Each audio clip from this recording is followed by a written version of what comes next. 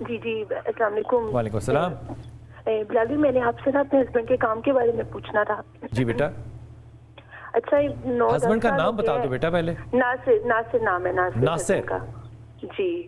آدمی تو بڑا اچھا ہے ناصر. عتیقہ جی بہت میں کہہ رہی ہوں بہت ایماندار انسان ہے، لیکن یقین کے 10 سال ہو گئے موبائلوں کا کام کر رہے ہیں، تو 3 سالوں سے تو بالکل مقام 0 پہ جا رہا تھا، تو کام پھر انہوں نے چھوڑ دیا. کس کا کام کر رہے تھے؟ سوری. موبائل پارٹنرشپ موبائل کا کام کر رہے تھے. ہاں جی. سالوں کے کام بالکل 0 پہ رہتا جا رہا، یعنی کہ جو پیسے پاس تھے نا وہی ہم کھا رہے تھے.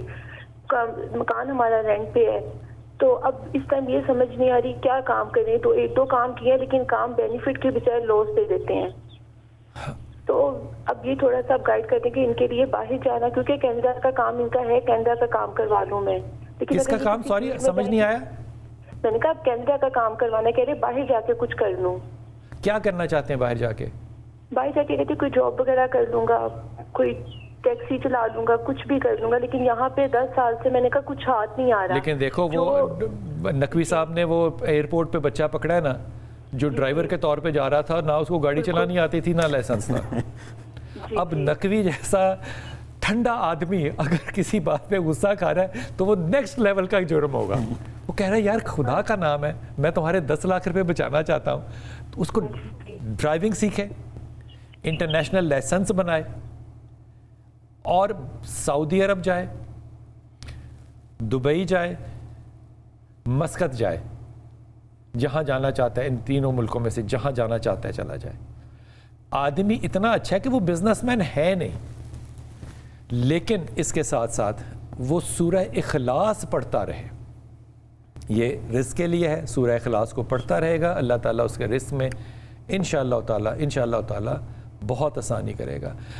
اس ملک میں بہت سے کلیمز ہیں ہمارے کہ ہم بہت اچھے جا رہے ہیں، لیکن لوگ اپنے بزنسز کو جو کرنے والے ہیں ایک تو وہ باہر لے کر جا رہے ہیں، اور جو چھوٹے موٹے کرنے والے ہیں، میں مثال چھوٹے موٹے دیتا ہوں، مثلا چبورجی میں جن کی دکانیں ہیں، انارکلی میں جن کی دکانیں ہیں، جو لبرٹی میں ہیں، یہ بیچارے سارے کہتے ہیں جی سارا دن ہاتھ رکھ کے بعید ہے.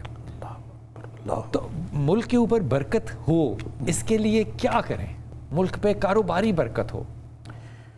کاروباری برکت کے لیے ریاست کو اپنی ذمہ داریاں جو ہیں وہ ادا کرنی چاہیے. ریاست کی ذمہ داریوں میں جان مال کا تحفظ جو ہے وہ ضروری ہے. ضروری ہے. ریاست ہے ہی اسی بیس پر جی.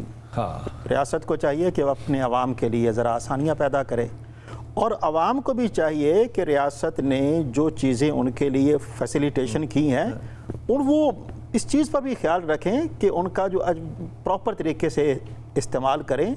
مثال کے طور پر ایک چیز جو ہے وہ میرے پاس ہے، میں اس کا غیر ضروری استعمال کرتا ہوں، تو یہ بھی تو ریاست کا نقصان ہے نا. ہمیں چاہیے کہ حقوق و فرائض کا تعین کر کے ان کے درمیان توازن قائم کر کے چلنا چاہیے. کوئی وظیفہ آپ سمجھتے ہیں کہ اس کے لیے کسی کو پڑھنا چاہیے؟ آپ کو بڑا خوبصورت وظیفہ بنا دے سورہ اخلاص. بہت اچھا. میں کہتا ہوں اس سے بڑھ کر وظیفہ ہو ہی نہیں سکتا جی. بہت اچھا وظیفہ. اور خاص طور پہ یہ جو ہمارے بھائی ہیں ان کو کاروبار کی طرف زیادہ نہ لگانا، کیونکہ کاروباری آدمی ہے نہیں، شریف آدمی ہے، اس ملک میں کہاں بیچارہ کاروبار کرے. میں ایک بات کہتا رہتا ہوں، ہمارے جتنے بھی بہن بھائی وظائف پوچھتے ہیں، میں کہتا ہوں کہ جو بتایا جائے اس کے اوپر پھر یقین رکھ کے عمل کرو. بس ایسے سن لیتے ہیں، پھر ایک کان سے سنتے ہیں دوسرے سے نکال دیتے ہیں جی. آپ یقین رکھیں کہ یہ ہوگا، اللہ کا کلام ہے نا، آپ یقین رکھیں کہ ہوگا تو پھر ہوگا انشاءاللہ. یہ جو بات ہی ہے یاسین بھائی نے، یہ مجھے اس طرح سے ہرٹ کی ہے، میرے دل کو لگی ہے، اور مجھے بہت زیادہ میرا دکھ جو ہے وہ واپس آ گیا ہے کہ بہت سے لوگوں سے ایک گھنٹہ فون پہ بات کرنے کے بعد ان خواتین کو وظیفہ بھی دے دیتا ہوں. جب وہ گھنٹے بات ہوتی ہے تو وہ کہتی ہے وہ جو آپ نے کہا تھا نا وہ وائس میسج کر دیں مجھے. وہ سن ہی نہیں رہے ہوتے. یہ تھوڑا سا نا اللہ کے ساتھ آپ دھوکہ نہیں کر سکتے. بے شک آپ سب کے ساتھ دھوکہ کر سکتے، خدا کے ساتھ دھوکہ نہیں ہو سکتا. اس لیے جب آپ نے پڑھنا ہے تو آپ نے پوری ایمانداری سے اور پوری توجہ سے وظیفہ پڑھنا ہے. اللہ تعالیٰ آپ کی آسانی کرے گا انشاءاللہ تعالیٰ. میں ایک چھوٹے سے وقفے میں جاؤں گا. ہمارے ٹیلی فون نمبر آپ کے سامنے ہے، آپ کال کر سکتے ہیں اور ہم سے بات کر سکتے ہیں.